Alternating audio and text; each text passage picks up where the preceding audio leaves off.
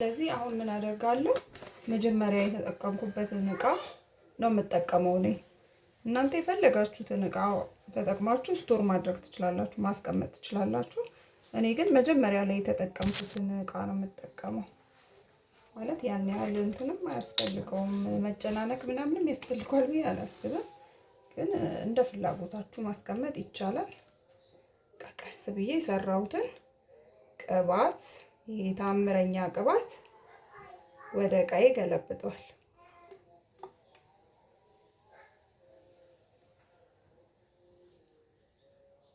ባለፈው በማጥለያ አላጠለልኩትም እና ለዛ ነው ባለፈው ስጨምር በማጥለያ ስላላጠለልኩኝ የቀሩ የእንትኖቹን ያያችሁት እቃው ላይ ይሄ የተፈጨውን እህል ያያችሁት የተወሰነ አልፎ ገብቶ ስለነበረ ነው።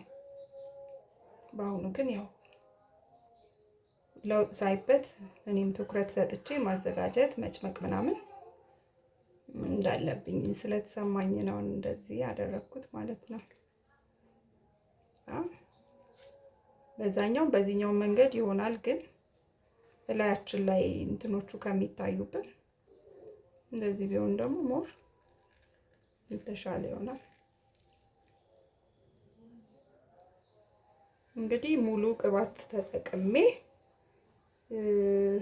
መጨረሻ ላይ ለሙሉ ትንሽ የቀረው ቅባት ሆኖ ወጥቷል። ያው እዛ እህሉ ላይም ስለቀረ ቅመሞቹ ላይም ስለቀረ መጥበሻው ላይም ይቀራል። ቅባት ስለሆነ በቀላሉ ጥርግ ብሎ ስለማይወርድ ግን አልከሰርንም። በእውነቱ የተሻለ ቅባት መጠኑ ያነሰ ቢሆንም አልከሰርንም።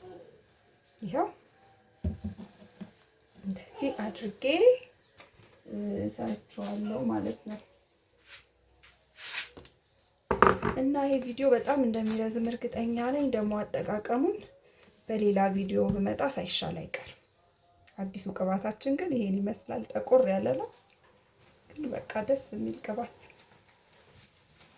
እኔ እውነት በጣም ነው ደግሞ ሽታው ምንም የሚረብሽ አይደለም። ይሄ ተቀብቼው ቦታ ምናምን የምንለው አይነት አይደለም። ወዲያው ነው የሚጠፋው ሽታው።